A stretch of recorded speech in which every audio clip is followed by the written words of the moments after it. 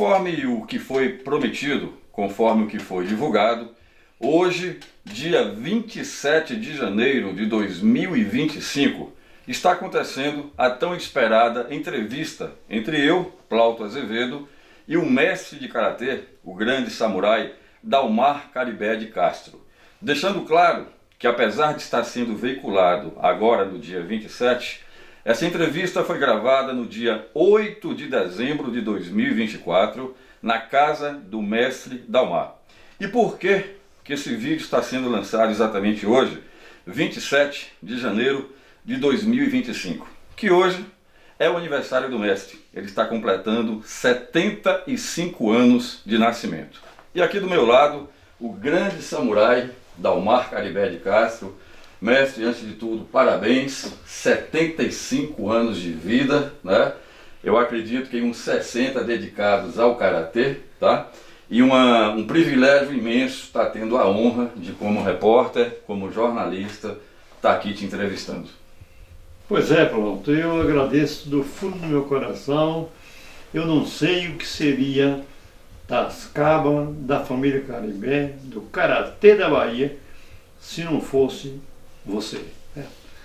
Nós sempre seremos gratos eternamente pelo que você tem feito pelo karatê e pela família. Muitíssimo obrigado. Com essas palavras, quem é que não se sente lisonjeado? Lembrando, mestre, que vai ter muito da tua história, mas esse bate-papo também vai ser um pinga-fogo, né? Eu quero ouvir também, nós queremos ouvir na realidade, a sua posição sobre muitos assuntos, sobre principalmente o que está acontecendo com o karatê de hoje em dia, tá? Mas de início, fala um pouquinho aí de Dalmar Caribé, onde é que nasceu, pai, mãe e essa história toda. Bom, eu nasci em Brejões, uma cidadezinha do interior aqui perto de Jiquié. Nasci no dia 27 de janeiro de 1950, sou o sétimo de uma família de 12, são 12 irmãos, e tudo começou assim, né?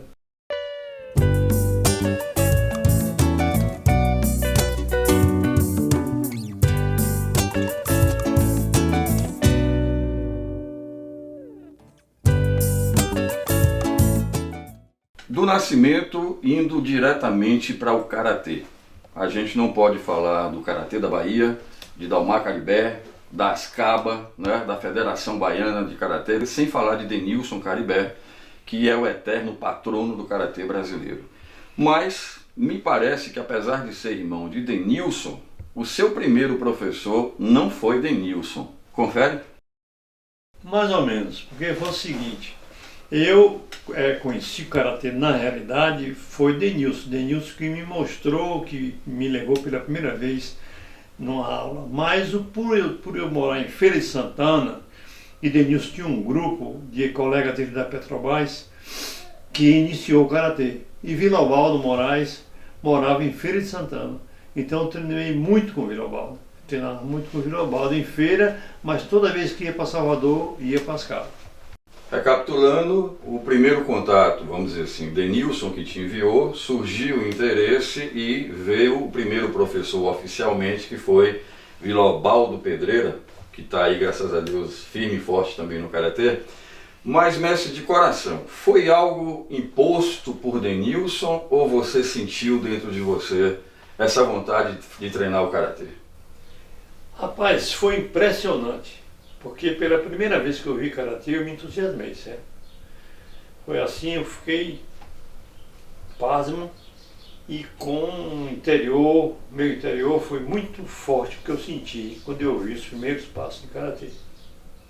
Com o professor Oishi e Denilson, né? Na Academia dos Galés, onde iniciou-se a Ascaba, né?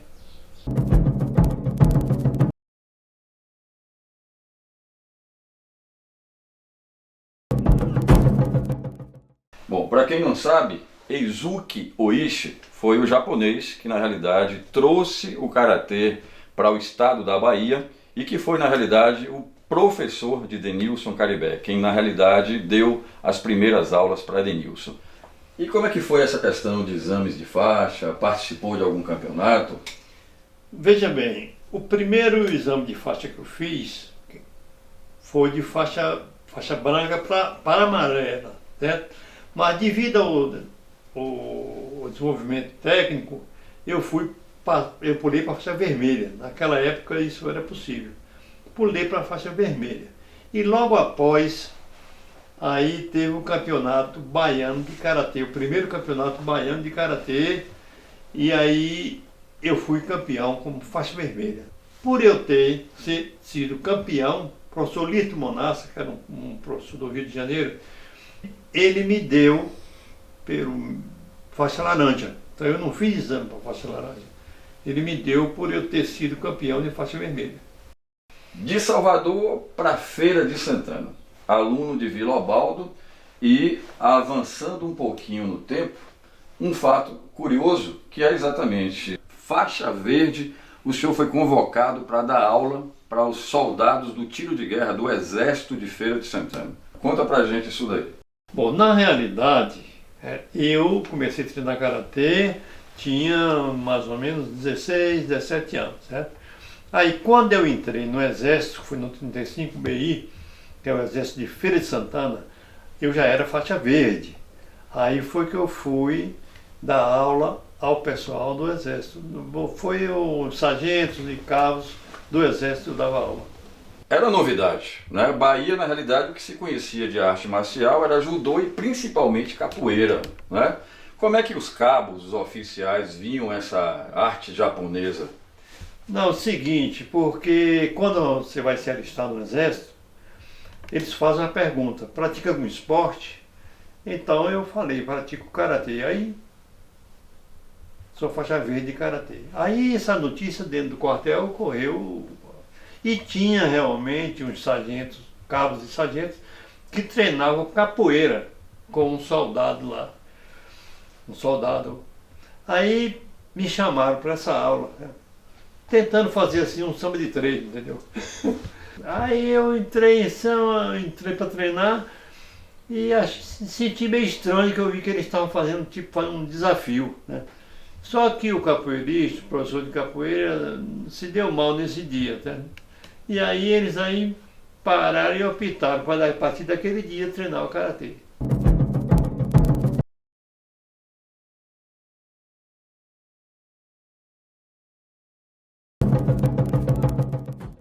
Sem querer desmerecer nenhum dos seus alunos, eu tenho conhecimento que nesse período do Exército em Feira de Santana, você formou alguns alunos. E diga-se de passagem, tem um aluno hoje que merece destaque, eu até já conversei com ele, que eu queria fazer um vídeo, né, uma biografia dele ainda em vida, que é o mestre Fernando Rocha, de Sergipe, que tem mantido o karatê tradição. Confere essa informação, mestre? Sim, Fernando Rocha, eu tenho muito orgulho, porque foi o meu primeiro aluno que se tornou faixa preta, né? E é muito dedicado e chegou ao ponto que ele é hoje, né? Então eu fico muito feliz, inclusive antes da pandemia, que eu considero que foi a minha última aula, né? Eu fui convidado por ele para fazer um simpósio lá em Aracaju e eu fui, dei lá aos alunos dele a minha última aula, assim, vamos dizer, né? Porque depois da pandemia eu não consegui mais treinar por causa da Covid e tal. E Rocha, ele ficou muito feliz porque quando eu disse a ele que seria depois que eu cheguei aqui, que eu fiquei doente, foi minha última aula, ele se emocionou muito. Foi meu aluno que eu dei a primeira aula e que eu dei a última aula.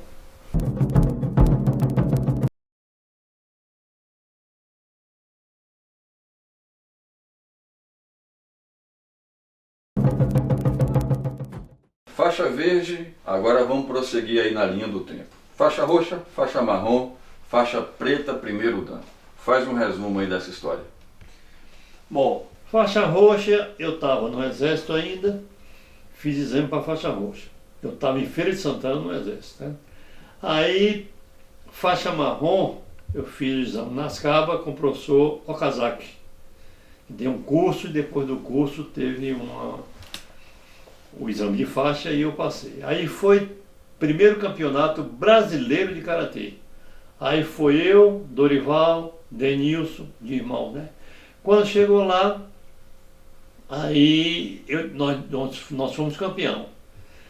Eu participei por equipe e Dorival e Denilson participou no individual, porque só podia 2 de cada estado para disputar o individual.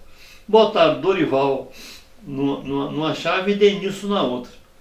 No final ficou Denilson e Dorival. E para a admiração de todos, Dorival faixa roxa, Denilson faixa preta. Eu já era faixa marrom. Dorival ganhou de Denilson e ficou sendo o primeiro campeão brasileiro de karatê individual. Foi Dorival.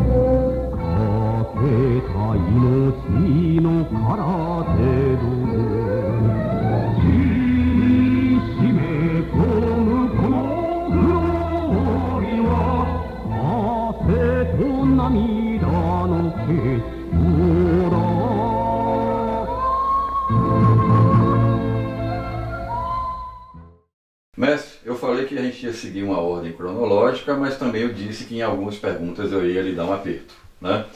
Em 1969, Dorival, primeiro campeão brasileiro de karatê.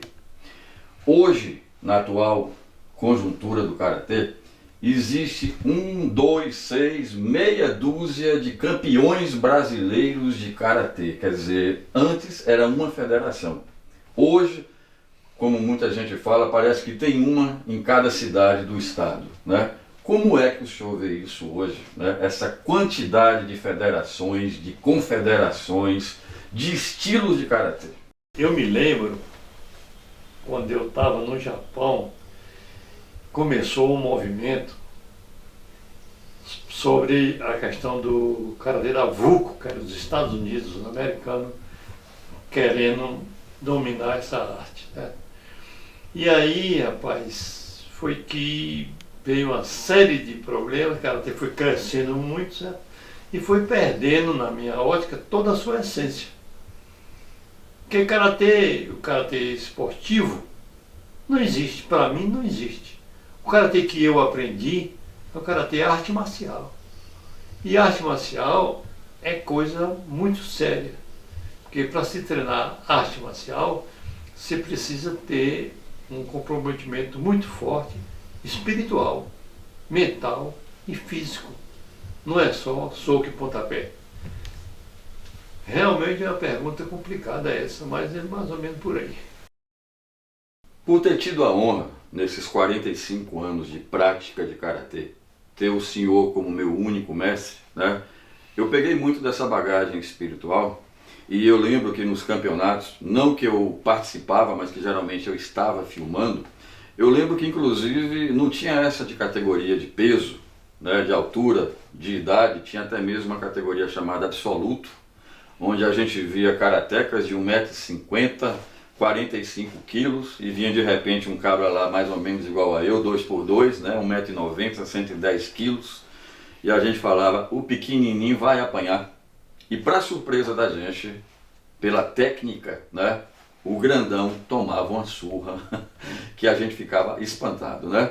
O senhor acredita que que essa técnica se perdeu com o tempo? Rapaz, inclusive, a beleza do karatê e a essência do karatê era isso. Quando entrava um atleta para disputar com outro, era muito difícil você achar quem era que ia ganhar. Teve um campeonato baiano mesmo, certa feita, que tinha um rapaz, um aluno, que era inclusive deficiente físico, né? Tinha um problema assim de peito de pombo, aquele negócio assim, era magrelo e tal. Foi o campeão, né? Aí ficou todo mundo sem entender. Mas o problema é que o karatê, a beleza é essa, que não tinha idade, não tinha peso, não tinha tamanho, não tinha altura. Teve alunos, lutas, que você quando dava uma mangueirinha, o atleta de lá vinha, passava por debaixo de sua perna. Então isso tudo acabou.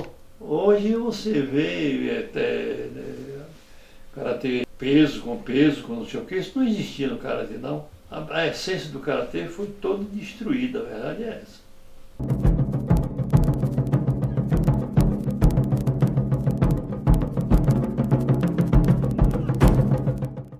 E eu me lembro, inclusive, mestre, que até mesmo nas aulas, né, que a gente tinha, na realidade, um conjunto de tudo em cada aula. E quando eu falo na aula sua, né, que era o Kihon, depois nós tínhamos a parte de Kata, né, e depois nós tínhamos a parte de Kumite, onde a gente era convidado, não era obrigado, né. E quem levantava preparado, porque realmente o sapé caiaiá acontecia. E quando a gente, tipo eu mesmo, eu quebrei um dedo do pé direito, eu quebrei o pé esquerdo, perdi 2 dentes nessas lutas, e às vezes, sem contar os arranhões, os machucados, os hematomas, muitas vezes o kimono saía com sangue. E o divertido disso que a gente falava que era o karatê que estava entrando, né? Que era exatamente aí que a gente estava nesse treinamento de raça, que a gente estava exatamente aprendendo o karatê. E no que diz aprender karatê, tem algo do senhor que eu sempre absorvi, que é quando o senhor fala que é quando o corpo pede para parar, é aí que o karatê começa a ser aprendido. Fala pra gente sobre isso aí. Veja bem, rapaz, segundo o professor Sagara, nós temos 3 corpos. Tem o corpo espiritual, o mental e o físico, né? Isso é o karatê tridimensional, né?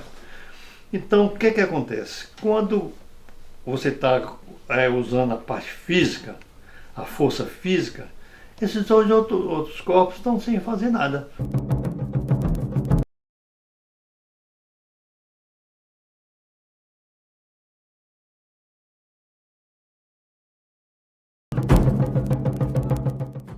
Quando você cansa o corpo físico, que continua treinando, é que você vai captando, certo, a essência espiritual e mental. Então, esse é o grande segredo de você, quando entra para fazer um kata ou qualquer outro tipo de luta, você se concentra de tal forma que você captura, vamos dizer assim, esses 3 corpos, e aí sai a perfeição.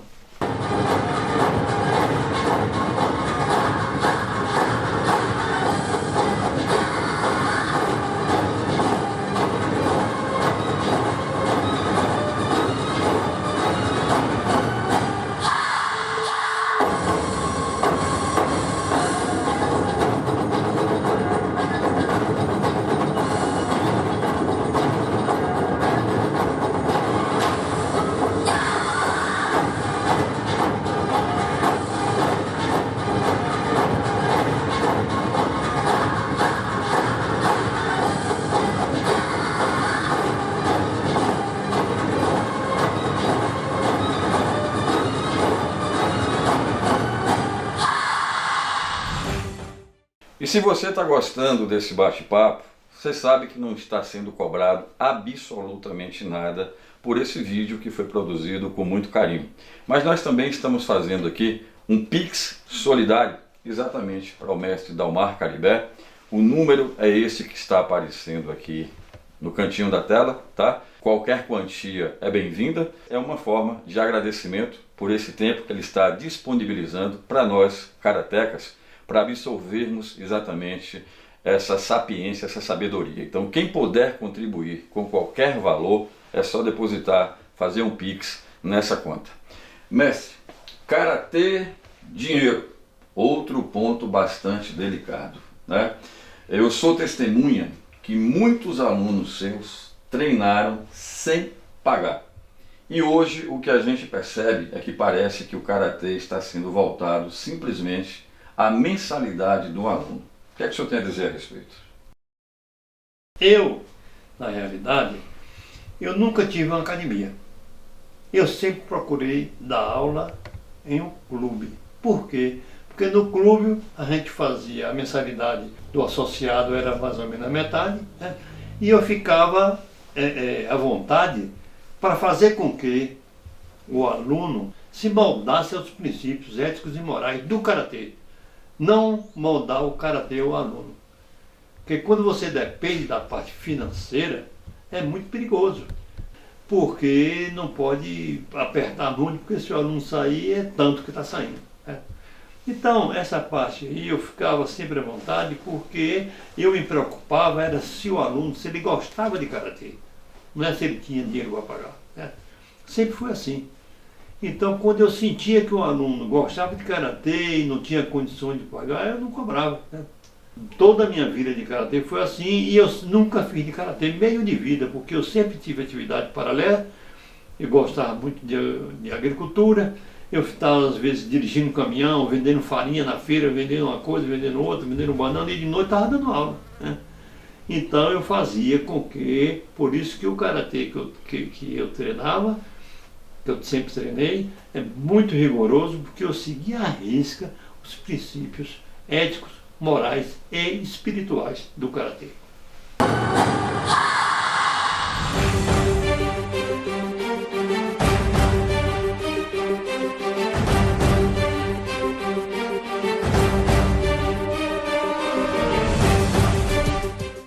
Inclusive, o professor Nakayama, ele disse, porque na realidade, naquela época, não existia campeonato, competição de karatê. O que existia era a troca de conhecimentos, e os mestres se encontravam para fazer uma troca de conhecimentos de vários estilos de karatê, essas coisas. E quando o professor Nakayama começou a fazer competição, uma entrevista que ele deu uma certa feita, ele disse que tinha certeza, porque ele foi quem incrementou para ter campeonatos e essas competições. Ele disse que ele estava preocupado porque ele sabia que o professor Funakoshi, que foi o fundador do karatê, estava esperando ele no mundo espiritual para fazer um comitê. O senhor tocou num ponto muito importante, que é a questão da disciplina. Né? Eu me recordo, eu entrei no karatê aos 12 anos, que do dobrar o kimono, o amarrar a faixa, né, o cumprimento ao entrar, ao sair do dojo, nós obedecíamos todo esse ritual. E infelizmente, pelo que eu tenho visto também, que eu tenho visitado alguns campeonatos de karatê, eu tenho participado, visitado algumas academias, eu não vejo mais essa disciplina, infelizmente. Né? Como é que o senhor vê isso? E fala também como é que foi isso, como é que o senhor absorveu essa disciplina oriental e teve essa obrigação de repassar para a gente. Eu tive aula com o professor Nakayama e eu ficava querendo era captar dele a essência do que ele tinha adquirido com os treinamentos. Certo? Então, essa parte aí de disciplina é uma das coisas mais importantes, porque eu mesmo, meus alunos, eu chamava as mães e dizia o seguinte: olha, não deixe a empregada nem você lavar o kimono do seu filho. Você deixa ele lavar. Ele é quem tem que lavar o kimono dele, ele é quem tem que cuidar do kimono dele, porque já é uma parte, isso aí tudo já faz parte do treinamento. Quando você chega na academia para treinar, você tem que cumprimentar o dojo, certo? O dojo, para o verdadeiro karatê, é um local sagrado, que é um local de treinamento, entendeu? Então você chega para entrar no dojo, você tem que cumprimentar, você tem que entrar no dojo por ordem de faixa e sair também por ordem de faixa. Isso tudo você pensa que não está fazendo nada, mas aí você está fazendo um treinamento a nível espiritual. Né? É por isso que você vai captando as coisas.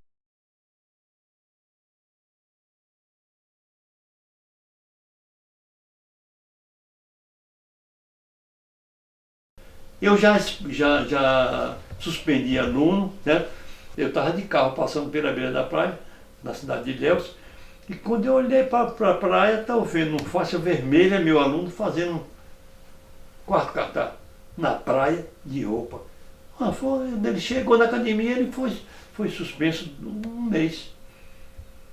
Então já puni muitos alunos, né, por fazer isso. Eu não admitia, porque ele não era. O que eu aprendi foi dessa forma. Né? Inclusive, nós tínhamos uma aula aqui, todos os dias, meio-dia, né? Cada aluno trazia o seu pano, né, para limpar o dojo antes e depois da aula, né? Então isso tudo, porque limpa, então isso tudo é o treinamento a nível espiritual, né? Então a disciplina dessa aula não podia faltar nenhuma aula, era todos os dias, ninguém poderia faltar uma aula, a aula era igual à aula o treinamento que eu fiz no Japão, da equipe japonesa que eu treinei lá, né? Então era muito rigorosa. Quem faltasse uma aula, para você ter uma ideia, a aula era todo de graça, não pagava nada. Agora, quem faltasse uma aula sem justificar, antes de faltar, ele pagava uma multa de um salário mínimo. Só que ninguém nunca pagou, porque ninguém nunca faltou, né? Tinha um aluno que era faixa verde, ele era descendente de japonês, e era o melhor aluno que a gente tinha lá nessa academia. Simplesmente ele faltou à aula, e aí quando eu perguntei, os outros colegas comentou, fulano faltou e tal, e ele, o professor não vai me botar para fora não, porque eu sou o melhor aluno que tenho. Só treinou comigo até esse dia, né? Então eu tinha moral, certo? E condições de fazer um treinamento desse nível, né? E aí realmente era uma aula impressionante. Todos os dias, começava meio-dia, terminava 1 hora, né? E eram os alunos selecionados para fazer esse treinamento, faixa verde para cima, né? Até hoje essa aula é muito lembrada e comentada pelos alunos da época. Inclusive eu tive a honra de participar dessa aula especial. Diga-se passagem também, né? Era portas fechadas, acontecia no ginásio de esportes, a gente trancava com cadeado as portas, era uma aula secreta, né? Como o senhor mesmo falou, era uma aula que não era para qualquer um, porque não tinha intervalo, era puxado, né? Mas foi assim que realmente a gente aprendeu esse karatê raiz.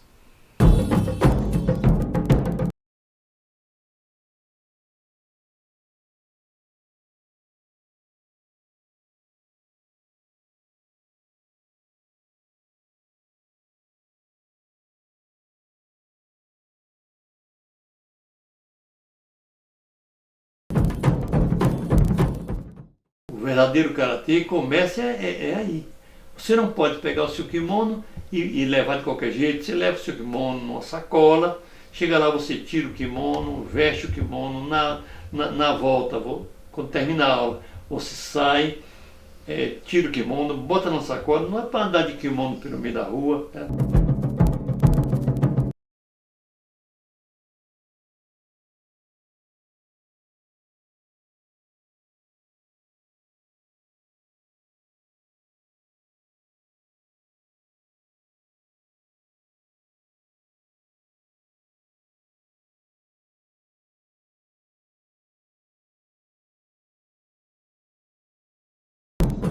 E outra coisa, eu vi uma vez, eu fui assistir um campeonato, eu saí de lá horrorizado. Vi um aluno fez lá, estava fazendo lutando com o outro, e discordou de um ponto que o outro fez, que o juiz marcou. Ele discordou daquele ponto do juiz, o que ele fez? Tirou a faixa da cintura e jogou no meio do salão. Na minha época, um camarada desse, ele não treinava mais nunca comigo, sabe? Isso é uma falta de disciplina terrível, eu não admiti isso de jeito nenhum. Para vocês terem uma ideia, o karatê que eu ensinei, né, que eu sempre ensinei, gostaria até de pedir desculpa hoje, aos professores de hoje, mas eu nunca permitia que um aluno meu, faixa amarela, fizesse um kata do faixa vermelha, né? Ele teria que fazer o segundo kata, né? O faixa vermelha, o terceiro kata. Não admitia. Hoje, quando eu vou na academia, eu vou num campeonato, que vejo um aluno faixa verde fazendo qualquer kata superior, EMP, unso. Isso não existe. Né? Isso aí ele não sabe nem o que é isso, ele não sabe nem o que é que ele está fazendo. Sabe? Então isso aí foi que hoje me deixa totalmente triste quando eu vejo uma situação dessa. Porque para a pessoa fazer um catar desse superior, ele tem que saber os princípios éticos, morais e espirituais desse catar. Para você ver pela performance dele fazer o catar, que não existe nada disso. Existe ali um negócio mecânico que não. Então, na realidade, o karatê que eu ensinava era o seguinte: faixa branca, primeiro catar, e assim por diante, a amarela, segundo, terceira. Aí tinha a série de Rian, que chegava até o quinto catar. Depois a série de Tek. Depois vinha Kankudai, Basaidai, Emp e John. Aí o aluno estava preparado para fazer o exame de faixa preta. Daí, de um desses 4 que ele separava, ele escolhia depois, e aí ia começar a conhecer os kata's superiores. Né? Os professores tinham, tipo assim, uma obrigação de conhecer todos os outros kata, mas de escolher um ou dois para fazer. Porque cada kata tem um significado, tem um motivo de ser feito aquele kata. Né? Então, não sei como é que hoje chega ao ponto que chegou. Chegar, eu ver um cara que não tem nem uma mínima condição, faixa vermelha, faixa laranja, fazendo um kata superior. Isso para mim é uma verdadeira desmoralização, uma falta de ética. Né? Não sei como é que os professores permitem isso.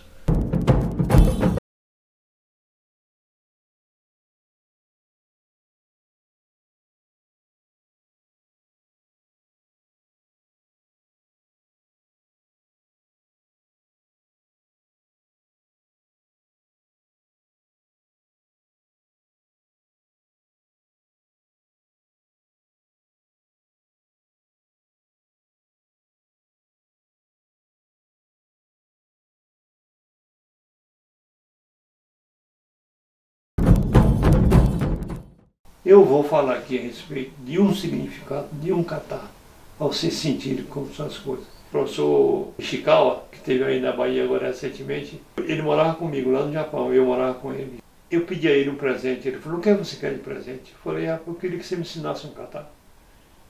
Ele: aí, mas isso aí não precisa, não é presente, se você quiser eu ensino. Eu digo: então tá bom, então me ensina aí. Aí ele me disse: olha, eu vou lhe explicar aqui. O samurai, quando ele ia fazer o harakiri, ele escolhia, dentre os colegas dele, o mais íntimo e pedia para que fosse decepado o pescoço dele, para ele não sofrer muito da morte. Né? E esse que ele escolhia, ele tinha o direito de depois do samurai morto, tirar o fígado do amigo dele, empendurar e botar uma tigela embaixo para ir coletando o óleo que vinha do fígado.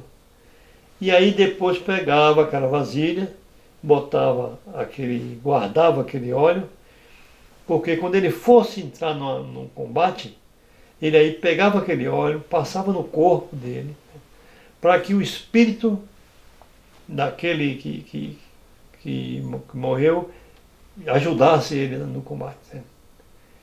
O nome desse processo é Jin. É o kata Jin. E aí me ensinou o kata. Né?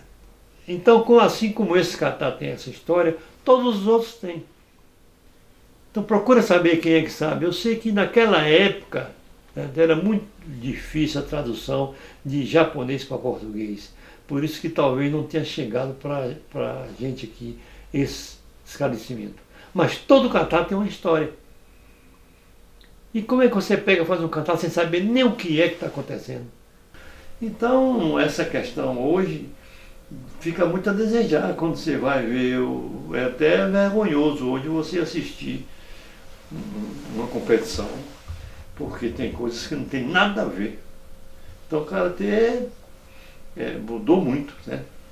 Ficou assim, tipo um karatê esportivo e que vai contra todos os princípios.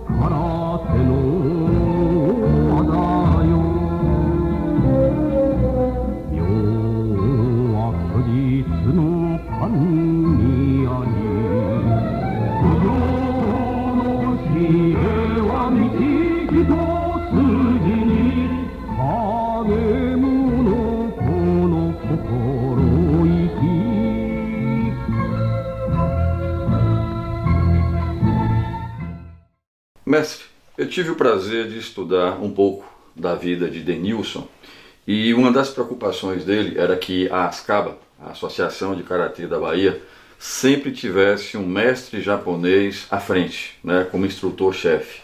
Primeiro foi Eizuki Oishi.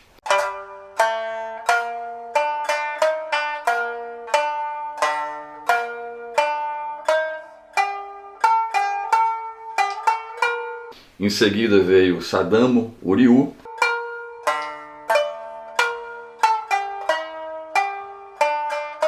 E com a partida de Sadamo Uryu, por motivos diversos, veio exatamente fazer parte da Bahia Matida, e diga-se de passagem, foi aí que o Karatê da Bahia ficou reconhecido mundialmente. Mas conta pra gente como foi trazer Matida para ASCABA. Veja bem, Denilson, a preocupação dele sempre foi trazer o melhor para a Bahia, né? E ele não tinha esse negócio não, ele para mandar buscar um japonês, não tinha negócio de ficar fazendo vaquinha e não sei o que.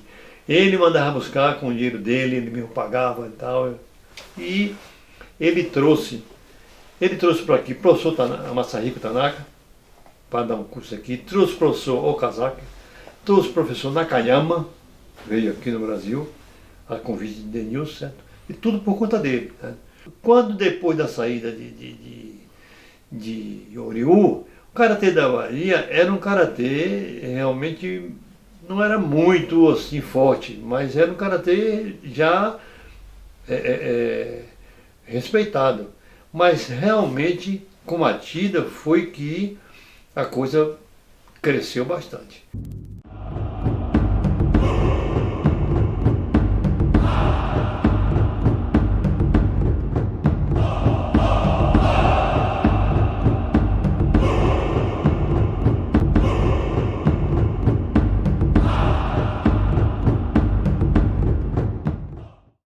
Como foi Matida?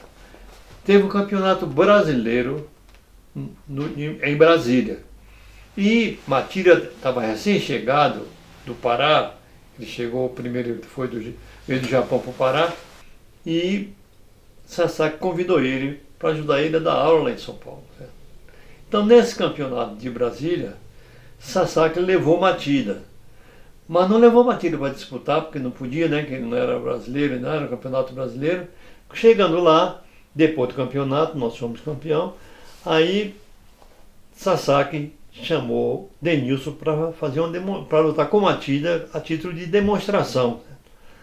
Aí, assim foi. Quando foi lutar Denilson com Matida, Denilson perdeu a luta numa velocidade incrível, né? Matida entrou, primeiro o azar, entrou de novo o azar e pô, um relâmpago assim para ganhar de Denilson.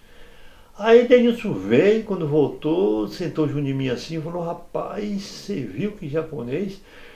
Aí, como é que a gente faz para levar esse cara lá para a Bahia, rapaz? Vai lá, conversa com ele lá, vê lá e tal, porque Denilson não ia assim.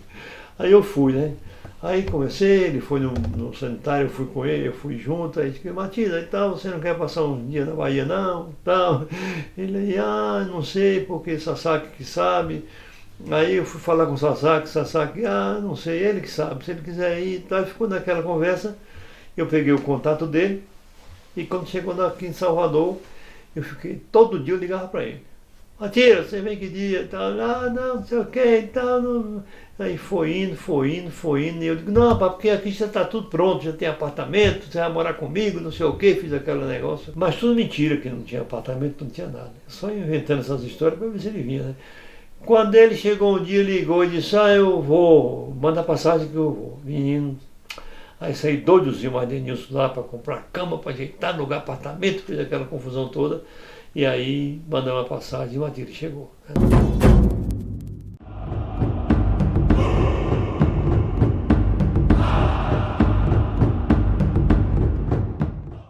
Sasaki apresentou com o Caribe: olha, esse aqui é pessoa sério.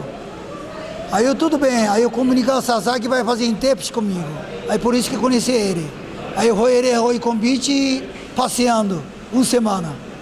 Ele tem um homem de determinação. Isso que realmente, como amigo que tem brasileiro, é difícil, é pouca gente. É isso que é realmente diferente com outra pessoa. Mas ele, dentro de Salvador, era como igual irmão. Karatê mesmo, ele primeiro gasta dinheiro dele mesmo. Então, realmente Bahia é muito melhorar para a casa dele. Matilde chegou, aí realmente o Karatê da Bahia se transformou. Só que Denilson, ele ficava numa situação difícil, porque toda a competição, tudo que existia sobre Karatê, Denilson nunca deu colher de chá a gente, não, muito pelo contrário. Né? Quando tinha um campeonato, botava Dorival numa chave e eu na outra, quando chegava no final, estava eu e Dorival disputando. Primeiro ano que o Matilde chegou, eu ganhei, certo? Na final. No segundo ano, Dorival ganhou, certo? E aí, quando tinha o campeonato nacional, aí escolhia eu, escolhia Dorival, e Denilson com isso, ele não ficava feliz, ele ficava incomodado. Poxa, Matilde, por que dar uma Dorival? Por que dar uma Dorival? Não sei. Porque tinha vários atletas, né? Matilde, não, porque eles é que batida quem fazia aquele jogo, mas Denilson não apoiava muito, porque deixava transparecer para os outros que convocava a gente só porque era irmão, né? E não é batida, dizia que não era por isso não, era porque realmente a gente era quem dava conta do recado. Aí, nesse meio aí, teve realmente uma competição muito importante, foi um campeonato pan-americano, que o Brasil, de última hora, foi convidado para sediar o campeonato pan-americano, no Maracanãzinho, no Rio de Janeiro. Só que não tinha no Brasil quem é que vai representar. Aí teve um campeonato brasileiro especial, que foi em Belo Horizonte, para daí escolher os atletas para participar do campeonato pan-americano. E aí escolheram, juntou os japoneses todos do Brasil, de Brasília, de São Paulo, de Rio de Janeiro, onde tinha japoneses, juntou tudo em Belo Horizonte para escolher essa equipe para disputar o Pan-Americano. Resultado, da Bahia foram escolhidos 5 atletas, eram 10. E os outros 5 foram escolhidos entre São Paulo, Rio de Janeiro, Rio Grande do Sul. Nós ficamos concentrado na Escola de Educação Física do Exército no Rio de Janeiro e teve o campeonato pan-americano no Maracanãzinho. E aí o Matida que era o técnico da equipe, e aí nós fomos vice-campeão, perdemos para os Estados Unidos por meio ponto. E o mais interessante era o seguinte, numa equipe para disputar um campeonato pan-americano, 5 atletas eram da Bahia e 3 eram irmãos.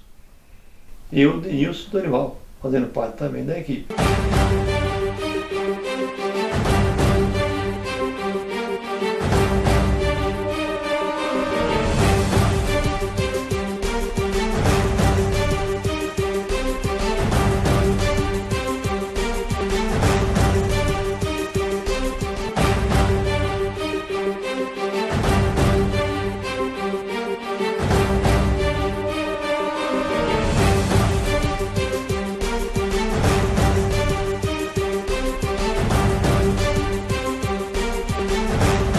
Nessa época, aí quem estava presente no Campeonato Pan-Americano foi o professor Nishiyama, que era uma das maiores autoridades do Karatê no mundo depois de Nakayama. Era Nakayama, Nishiyama, Okazaki, era essa turma, certo? Mestre, seguindo a cronologia dos fatos, a gente sabe que o senhor treinou com muitos dos grandes mestres de Karatê do Japão, e que inclusive o senhor foi até o Japão, né?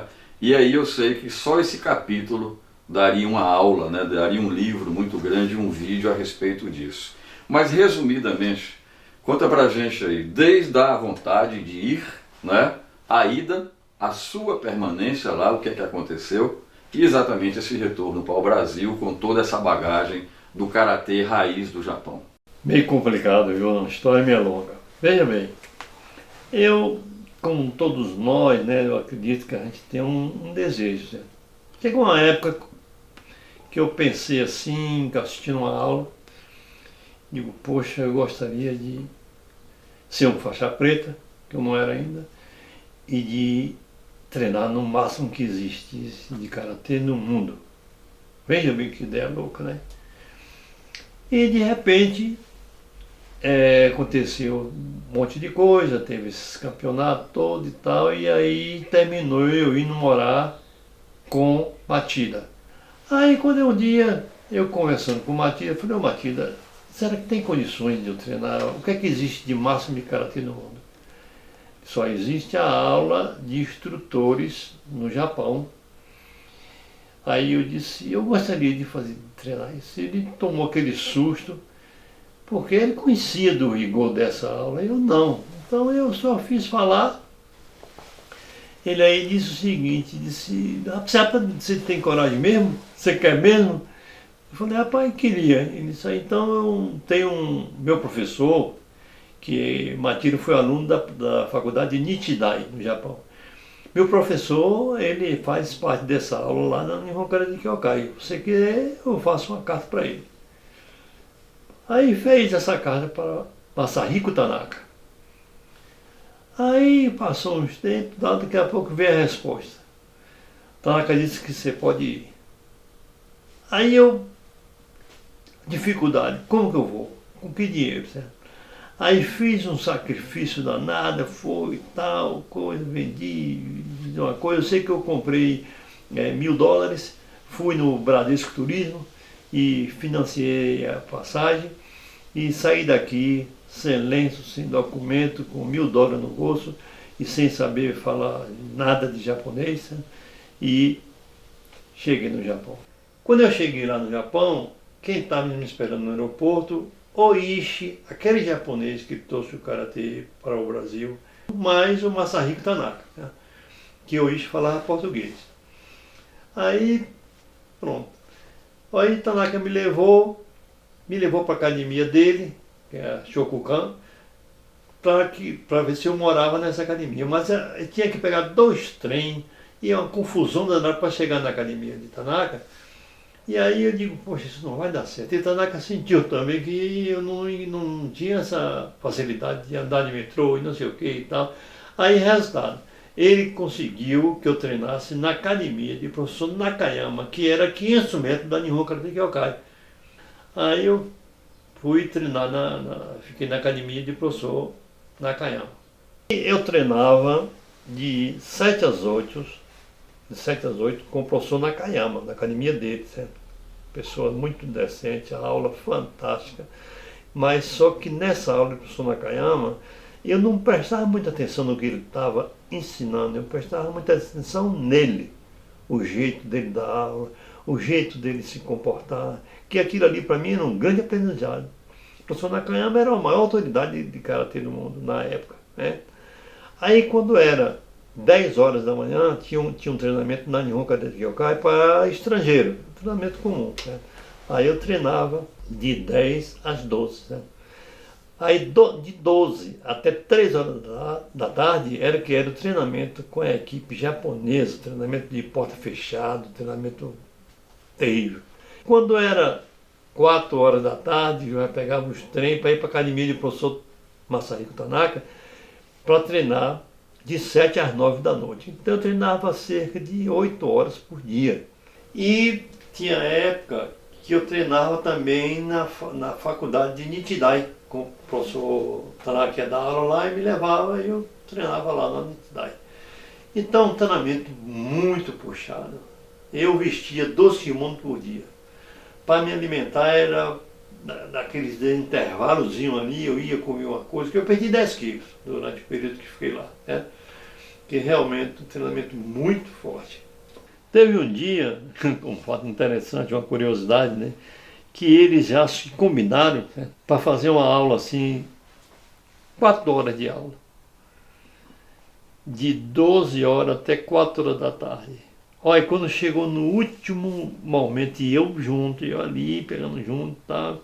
Quando chegou falou assim, mandou ficar em pé, fechar a mão, eu falei aqui, quando falar esquerda frente, Guidamará, eu vou cair.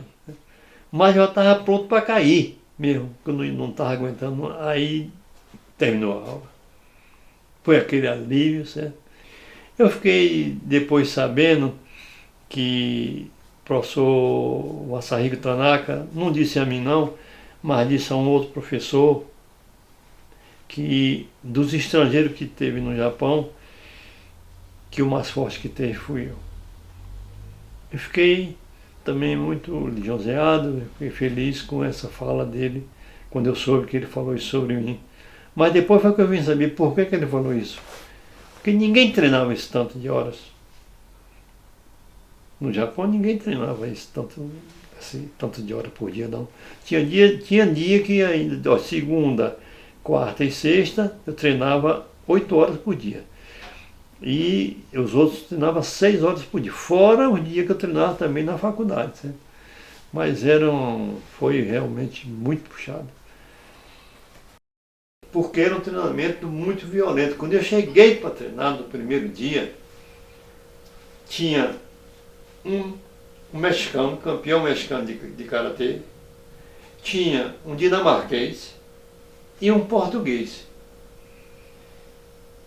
E eu, de estrangeiro, só tinha esse pessoal. Resultado, com 3 dias de aula, o dinamarquês saiu, no outro dia o português saiu, o dinamarquês saiu com o olho na mão. Né? O olho que o senhor fala, a órbita do olho? Partiu isso aqui, ó, partiu esse osso aqui.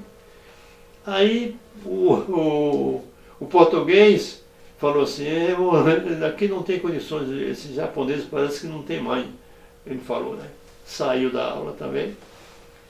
E o mexicano,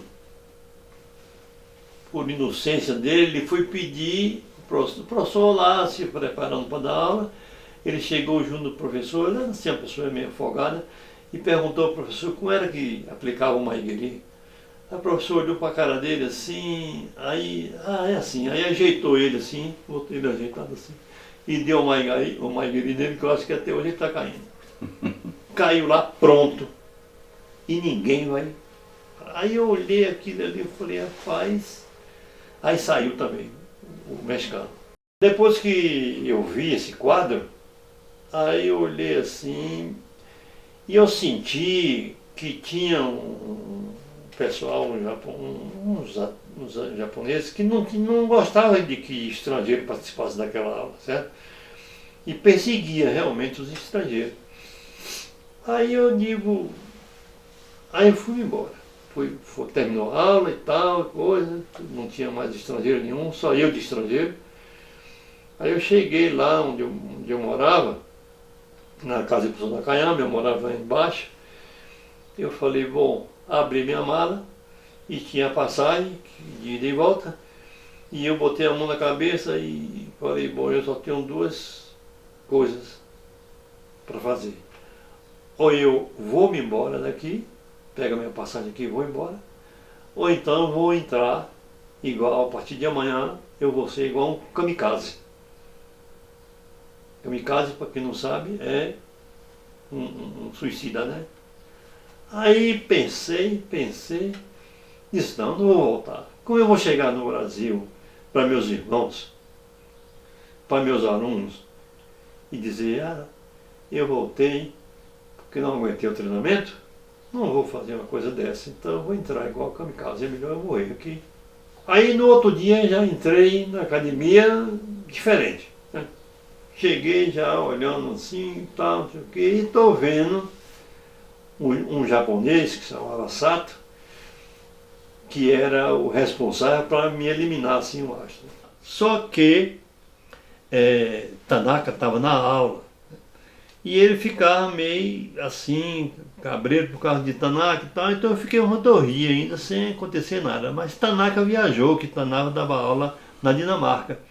Aí foi passar uma semana na Dinamarca, dando aula e tal, coisa, e viajou. Quando Tanaka viajou, no outro dia que eu cheguei, eu vi ele me olhando assim, com a toalha enrolada na mão, né? Aí foi indo, aí começou a fazer um juipom, e ele chegou e deu um soco. Quando eu defendi ele aí parou o soco na metade, quando eu defendi ele aí bateu no meu rosto. primeira vez. Aí eu olhei os outros, segunda vez, mesma coisa. Na terceira vez eu aí virei porrada. Aí o pau quebrou. Mas os professores todos, Tanaka não estava na aula, os professores todos cruzaram o braço, ficavam olhando, e eu e ele aí no meio do jogo. E aí o pau quebrou, porrada mesmo, que eu nunca vi um negócio daquele. Né? Eu me estranhei. Né? Eu não pensei que eu fosse tão violento. Eu sei que no frigir dos ovos aí, quando estava, ele me conseguiu me dar um chibarai, e eu aí, antes de cair, eu pisei no joelho dele. Aí eu caí primeiro do que ele. Quando eu caí, depois ele caiu junto de mim, né? Aí eu já estava com a mão dobrada aqui e bati no nariz dele, deu um soco no nariz, aí sangrou o nariz dele, ele aí começou eu aí levantei e comecei a chutar. Fui dando uma guerida, até quando ele caiu. E todo mundo, ninguém fez nada. Quando eu vi ele lavado de sangue, eu todo arrebentado também, e ele no chão, foi a primeira vez que eu fiz um ato indisciplinar, né? Porque eu não podia fazer nunca aquilo, mas eu saí, larguei ele lá no chão, saí, peguei minha sacola, peguei meu kimono, entrei no banheiro, troquei, e os professores nem falou nada. Porque lá, Tanaka, era como se fosse assim, tipo o meu padrinho, então eles não podiam mexer comigo sem autorização de Tanaka, sem nada, né? Aí, isso foi uma sexta-feira. Aí, eu para sair da aula foi problemático, porque era distância curta, 500 metros para eu ir para o alojamento, né? Mas eu fui todo arrebentado na realidade, certo? Aí começou de novo, segunda-feira, Tanaka não tinha chegado, certo? Só que o Sato, ele não foi treinar, ele foi para o hospital. Aí eu cheguei, fiquei lá, quando foi uma semana depois, quando o Tanaka chegou, os professores todos falaram com o Tanaka, contaram a história do Tanaka. Né? O Tanaka me chamou um amigo nosso, que tinha um brasileiro lá que treinava na faculdade de Takudai, Ricardo.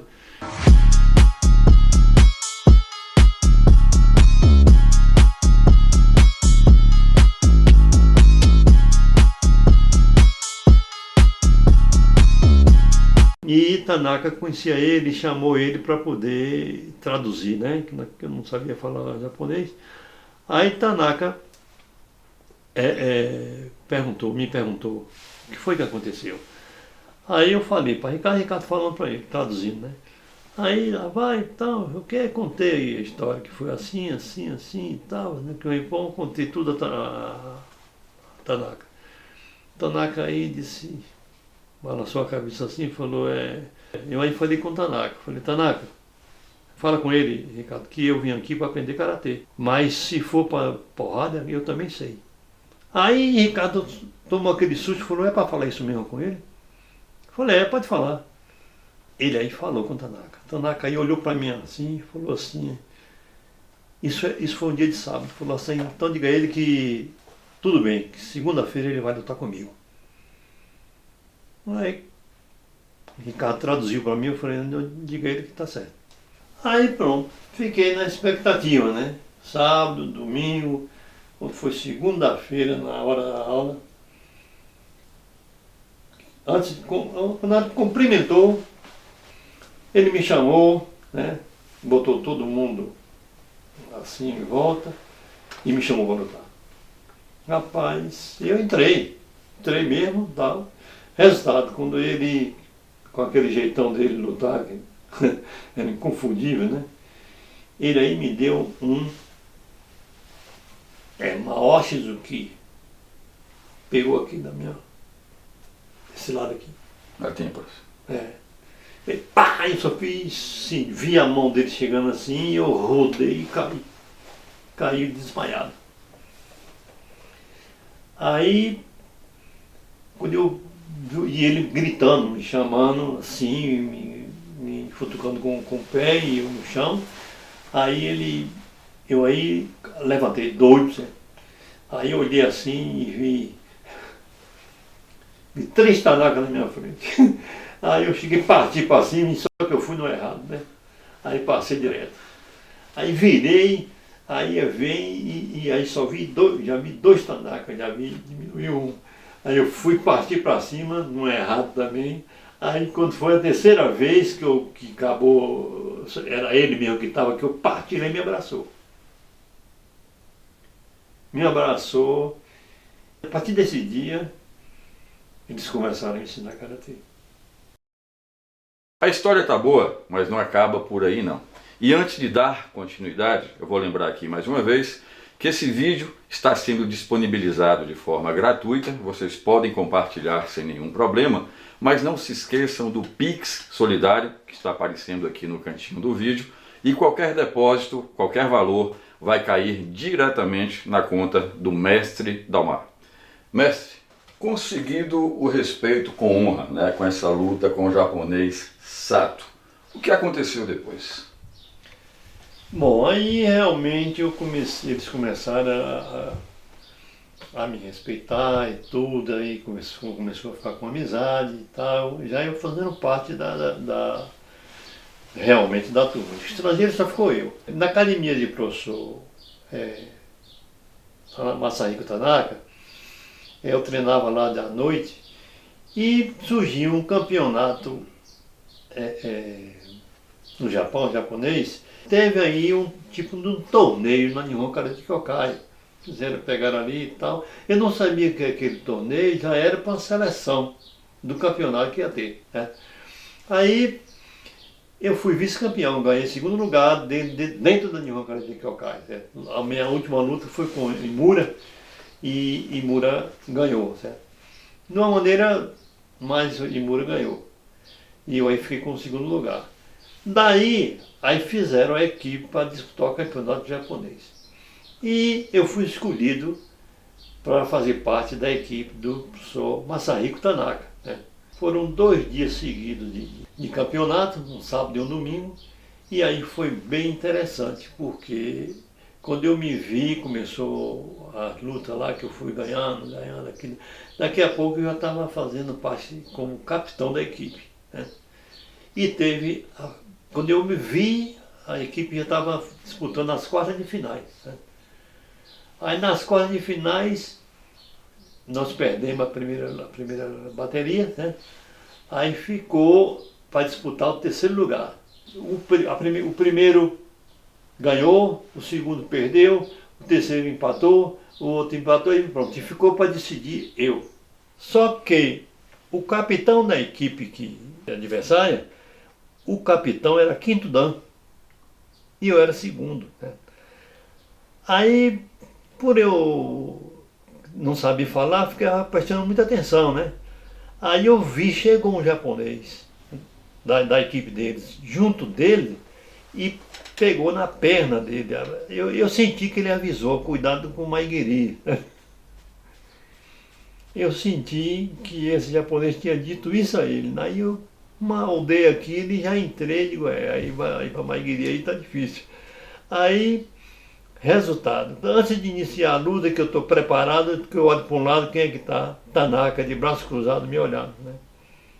Aí olhou para mim, balançou a cabeça assim, dá um ataque, falou só isso, para me atacar. Aí eu ouço com ele. Aí quando iniciou a luta, eu levantei o joelho para chutar, quando o cara defendeu, eu dei um oizo que pegou embaixo do nariz. Aí bateu o juiz aí, marcou o azar, mas olhou para ver se tinha sangrado, certo? Só que tinha sangrado, mas o cara ficou tão brabo que aí começou a engolir o sangue ali e não demonstrou que tinha sangrado. Como naquela época a luta, o tempo era corrida, 2 minutos, aí daqui a pouco bateu o sino lá e eu ganhei. Aí a equipe ganhou. Daí ganhei terceiro lugar. Aí foi uma festa, a Tanaka veio, me abraçou e tal, gostou, foi bem interessante essa parte aí, usaram todos os outros. Agora foi muito bonito, rapaz, para mim, porque o presente que eu ganhei foi o seguinte: eu treinava na Nihon Karate Kyokai, treinava na Ruitsugan, com o professor Nakayama, e treinava na Shokukan de professor Tanaka. Então, resultado, quando eu entrei no dojo, entrei com a placa da Rua de Sugan, com o escudo da Nihon Katei Kokai e na equipe do Shotokan. E houve, parece, um convite depois disso para que o senhor permanecesse mais tempo no Japão. Aí Tanaka perguntou se eu queria ficar um ano treinando com eles, né, lá no Japão, nessa aula, e ficar um ano disputando no Brasil inteiro, representando o Japão. Aí, infelizmente, eu estava muito comprometido aqui com meus irmãos e tudo, porque a academia que eu dava aula aqui tinha bastante aluno e não tinha quem dava aula. Naquela época tinha muitos pouco faixa preta, né? E aí eu tive que voltar e também eu não sei se eu ia aguentar aquele treinamento não. Mestre, depois de ganhar todas essas honrarias, vamos dizer assim, no Japão, o senhor retornou até o Brasil e, se não é do conhecimento de todos, mas o mestre deixou claro aqui, para ir receber essas aulas no Japão, era necessário a recomendação, né, a assinatura, o aval de um mestre, e o senhor teve o aval exatamente de Machida, que lhe mandou um bilhetezinho, né, para que o senhor entregasse exatamente ao seu mestre. Fala pra gente o que é que tinha escrito nesse bilhete que ele recebeu como aval. Bom, eu só descobri quando voltei, né? Que depois de todo esse acontecido, quando eu cheguei aqui no Brasil, Matilda foi me pegar no aeroporto. Aí abraçou, aquela alegria, que a gente ficou realmente muito amigo, né? Aí ele olhou assim para mim e falou assim, Dalma, hoje nós vamos beber até cair. Aí eu, certo, ele tá certo, tá, pensei que era a alegria dele, essas coisas, né? Então foi, né? E quando foi de noite, ele já foi para um restaurante coreano, aí na Barra, né? E aí ele começou a beber, ele tomava muito cerveja, uma tira. Aí foi bebendo, aí quando ele ficava vermelho, quando bebia, né? Aí eu me lembro, ele disse, sim, Matilde, você falou que a gente vai beber até cair hoje, por quê? Porque você chegar vivo. Aí, como assim? Aquela carta você levou? Eu escrevi, se você não aguentar treinamento, pode matar. Falei, poxa, Matilde, você escreveu isso? Foi. Escrevi isso. Então você chegou vivo, então vamos viver até cair.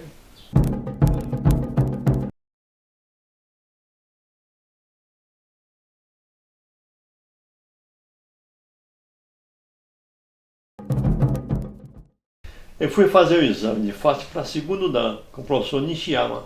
Para minha felicidade, foi um dos exames de faixa mais importantes que eu fiz, foi esse. Porque eu lutei com um peruano nesse exame de faixa, ganhei tudo, foi tudo beleza. Aí fui fazer um kata, eu gostava muito de fazer o kankudai, era o kata que eu treinava, aí eu fiz o kankudai, mas tinha saído do campeonato pan-americano.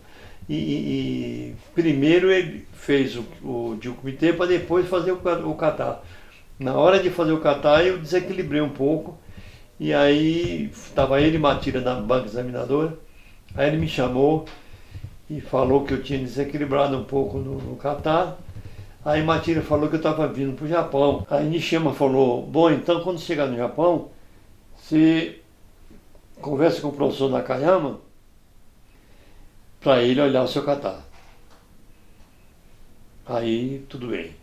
Aí eu, beleza. Quando eu cheguei no Japão, aí chamei um amigo nosso que morava lá já há 2 anos, e como eu morava embaixo da academia, da casa de professor Nakayama, aí eu falei com ele, rapaz, eu contei a história aí, teve esse problema do exame de faixa que eu fiz, que tinha que falar com o Nakayama, mas mandou só de palavra assim, você fala com ele para olhar seu kata. Aí quando eu falei, quando ele falou com o Nakayama disse, então tá bom, então amanhã eu olho o kata dele lá em Hokkaido. Foi no outro dia, na hora da aula, ele mandou parar a aula assim, me chamou e mandou eu fazer o kata. Aí eu fiz o kata, ele aí disse, olha, tudo bem, tal, tá aprovado, agora é o seguinte. Aí ele me deu o diploma, assinou no diploma e disse, agora, quando você achar o professor Nishiyama, você pede ele para assinar o diploma. Que ele foi quem olhou a sua parte de comitê. Aí, tudo bem, eu peguei o diploma com assinatura de Nakayama só e com espaço para o professor Nishiyama assinar. 10 anos depois, o professor Nishiyama veio aqui no Brasil e eu com esse diploma guardado, aí fui, procurei ele, aí falei, pedi a Matida para falar com ele, Matida falou com ele se lembrou, né, e realmente assinou o diploma. Então o diploma meu de segundo dan tem a assinatura de Nishiyama Nakayama. Para mim isso é o maior orgulho, que era uma das maiores autoridades do mundo em Karatê naquela época. Então eu sou muito feliz por isso, por ter esse diploma de segundo dan assinado por essas duas feras.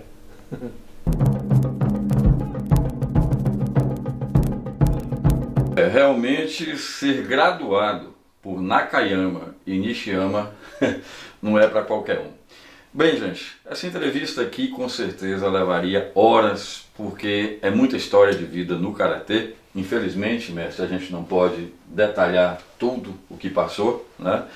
E mais uma vez falando para você que está assistindo esse vídeo, da doação do Pix Solidário, que mais uma vez está aparecendo aqui e afirmando que qualquer contribuição vai cair diretamente na conta do mestre Dalmar Caribé. Mestre, infelizmente a gente vai ter que encerrar essa entrevista e, é claro, com toda essa experiência, acho que mais de quase 60 anos de Karatê, muito mais de 60 anos de Karatê, que mensagem o senhor deixaria para quem deseja praticar essa arte marcial, para quem é mestre dessa arte marcial, né? Para que exatamente não se perca mais a essência do tanto que já foi perdido do Karatê raiz? Bom, de tudo que eu vi na minha vida sobre Karatê, é como eu estou dizendo, certo? Coisas espirituais ninguém ensina, o aluno é quem aprende, o professor é quem aprende, certo? Tem que ter uma sintonia muito grande. E de tudo que eu vi nessa minha trajetória, e que eu mais admirava, era o professor Sagara Sensei. Quando ele me falou desse karatê tridimensional, eu fiquei muito impressionado, né? E aí ele me explicou de maneira muito sutil e muito detalhada o que significa isso, né? Que eu acho que a maioria das pessoas que ouvem isso não sabe nem o que é, né? Então, vou repetir aqui as palavras dele, né? Nós temos 3 corpos. Tem um corpo espiritual, o mental e o físico. E o karatê tridimensional é quando você une essas 3 forças, né? E como que une essas 3 forças? Une dessa maneira que eu falei aí no decorrer você fazendo essa parte de disciplina, desde quando dobra o kimono, entra no dojo, tudo isso vocês pensam que não, mas vocês estão tendo aí um desenvolvimento espiritual, certo?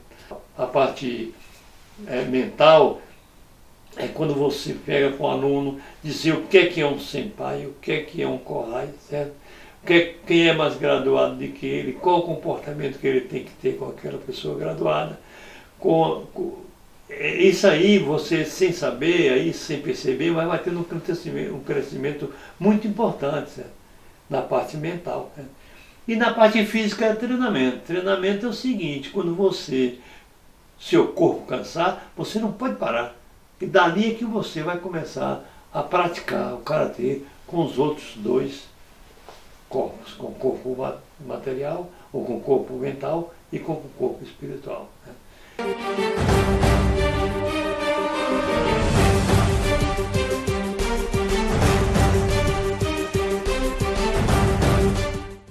E parar, eu aconselho muito a parar com essa febre de achar que quanto mais kata você sabe, mais você é bom de karatê. Não é por aí, certo? Então eu só peço aos professores que se preocupem com essa parte, né? Porque a beleza do karatê, a essência do karatê está nisso aí, né? está karatê muito mais complexo do que muita gente pensa. Então você veja a profundidade do karatê. Então nós temos que preocupar em pelo menos conhecer e se sintonizar com essa essência. Não é com competição, com negócio de karatê esportivo, isso realmente tudo bem, faz parte, teve a evolução, certo? Mas eu desejo, principalmente aos mestres, que se preocupem com essa parte, pelo menos a título de conhecimento, porque é muito profundo.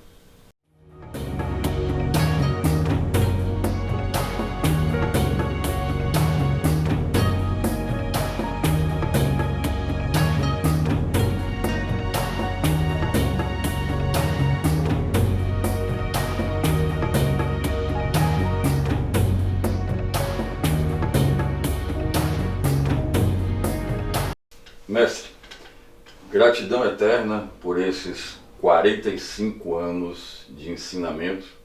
Eu costumo falar que o senhor é muito mais que mestre, é meu segundo pai, né? Os!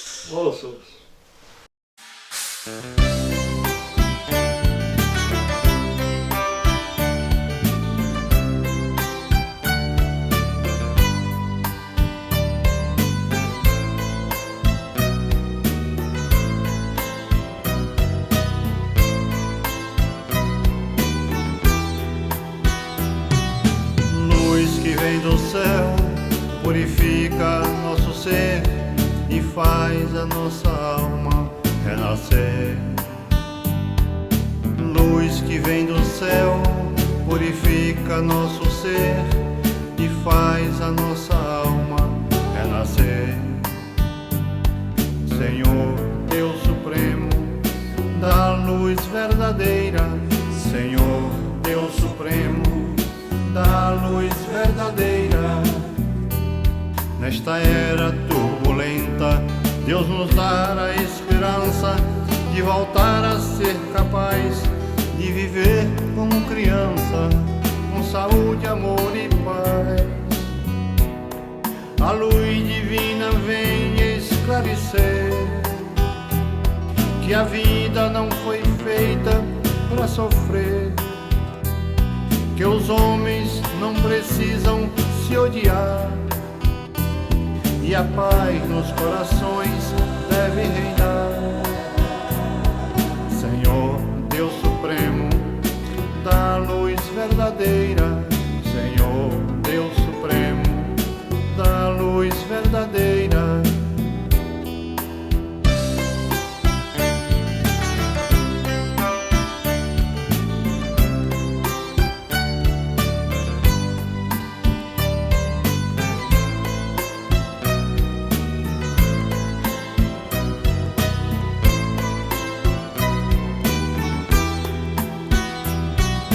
Kamino hikari, kono yo terashi, waga tamao mo terasu.